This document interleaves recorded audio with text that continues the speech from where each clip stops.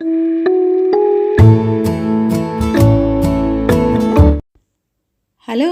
नमस्ते, सत श्री अकाल, आदाब। मैं रूप आपके सामने एक और कहानी लेकर आई हूँ। आज जो मैं कहानी सुना रही हूँ वो कहानी है पंचतंत्र से और इस कहानी का नाम है चापलूस मंडली। कहानी स्टार्ट करने से पहले आज की पहेली है, बेशक ना हो हाथ में हाथ, जीता है वह आपके साथ। और इस पहेली का जवाब जानने के लिए कहानी सुनिए। कहानी के अंत में आपको मिलेगा इस पहेली का जवाब। और अब कहानी स्टार्ट करते हैं। चापलूस मंडली। जंगल में एक शेर रहता था।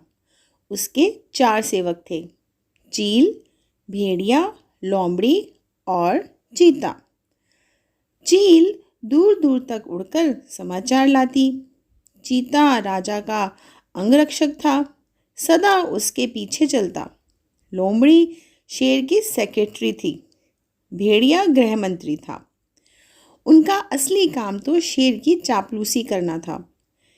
इस काम में चारों के चारों बहुत माहिर थे, इसलिए जंगल के दूसरे जानवर उन्हें चापलूस मंडी कहकर पुकारते थे। शेर शिकार करता, जितना खा सकता वह खाकर बाकी अपने सेवकों के लिए छोड़ जाया करता था। उससे मजे में चारों का पेट भर जाता। एक दिन चील ने आकर चापलूस मंडली को सूचना दी, भाइयों, सड़क के किनारे एक ऊंट बैठा है।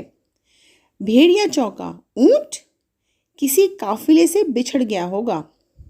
चीते ने जीभ चटकाई, हम शेर को उसका शिकार करने को राजी कर लें तो कई दिन दावत उड़ा सकते हैं। लोमड़ी ने घोषणा की, यह मेरा काम रहा। लोमड़ी शेर राजा के पास गई और अपनी जुबान में मिठास घोलकर बोली, महाराज, दूत ने खबर दी है कि एक ऊंट सड़क के किनारे बैठा है। मैंने सुना है कि मनुष्य के पाले जानवर का मांस का स्वाद ही कुछ और होता है। बिल्कुल राजा महाराजाओं के काबिल। आप आज्ञा दे तो आपके शिकार का ऐलान कर दूं। शेर लोमड़ी की मीठी बातों में आ गया और चापलूस मंडली के साथ चील द्वारा बताई जगह जा पहुंचा। वहां एक कमजोर सा ऊंट सड़क किनारे निढाल बैठा था। उसकी आंखें पीली पड़ चुकी थी। उसकी हालत देखकर शेर ने पूछा, क्यों भाई, तुम्हारी ये हालत कैसे हुई? ऊंट कराहता हुआ बोला, जंगल के राजा, आपको नहीं पता इंसान कितना निर्दयी होता है। मैं एक ऊँटों के काफिले में एक व्यापार माल ढो रहा था। रास्ते में मैं बीमार पड़ गया, माल ढोने लायक नहीं। उसने मुझे यहाँ मरने के लिए छोड़ दिया। आप ही मेरा शिकार कर मुझे मुक्ति दीजिए। ऊँट की कहानी सुनकर शेर को दुख हुआ। अचानक उसके दिल में राजाओं जैसी उदारता दिखाने की जोरदार इच्छा हुई। शेर ने कहा, ऊँट, तुम्हें कोई जंगली जानवर नहीं मारेगा। मैं तुम्हें अभय देता हूँ। तुम हमारे साथ चलोगे और उसके बाद हमारे साथ ही रहोगे। चापलूस मंडली के चेहरे लटक गए। भेड़िया फुसफुसाया, ठीक है, हम बाद में इसे मरवाने की कोई तरकीब निकाल लेंगे। फिलहाल शेर का आदेश मानने में ही भलाई है।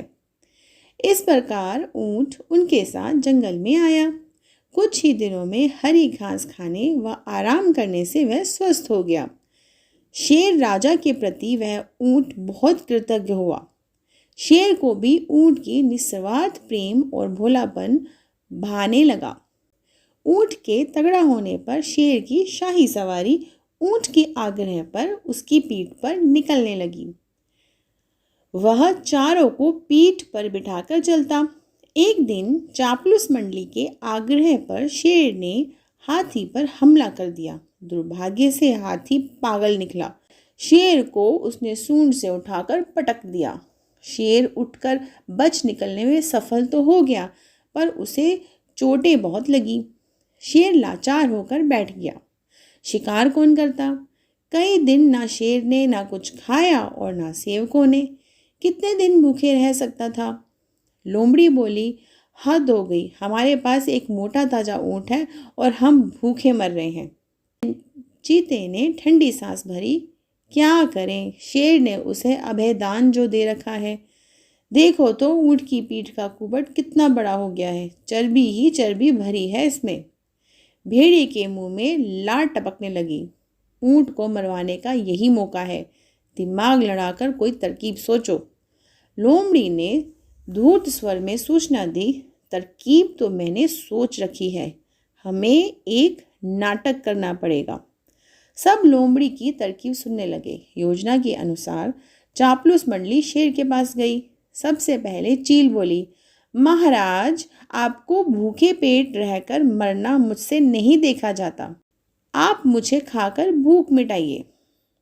लोमड़ी ने उसे धक्का दिया। चल हट, तेरा मांस तो महाराज के दांतों में फंसकर रह जाएगा। महाराज, आप मुझे खाइए। भेड़िया बीच में कूदा।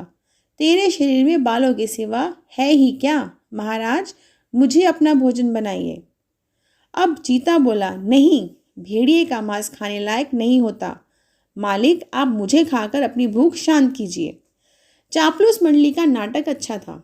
अब ऊँट को तो कहना ही पड़ा, नहीं महाराज, आप मुझे मारकर खा लीजिए। मेरा तो जीवन ही आपका दान दिया हुआ है, मेरे रहते आप भूखे मरे, ये नहीं हो सकता। चापलूस मंडली तो यही चाहती थी। सभी एक स्वर में बोले, यही ठीक रहेगा महाराज। अब तो ऊँट खुद ही कह रहा है। चीता बोला, महाराज, आपको संकोच हो तो हम इसे मार दें। चीता व भेड़िया एक साथ ऊँट पर टूट पड़े और ऊँट को मार दिया। इस कहानी से हमें यही सीख मिलती है, चापलूसों की दोस्ती हमेशा खतरनाक होती है और ऐसे चापलूस दोस्तों से दूरी बनाए रखें। और अब है पहेली के जवाब की बारी। पहेली थी, बेशक ना हो हाथ में हाथ, जीता है वह आपके साथ। और इस पहेली का जवाब है परछाई, शैडो।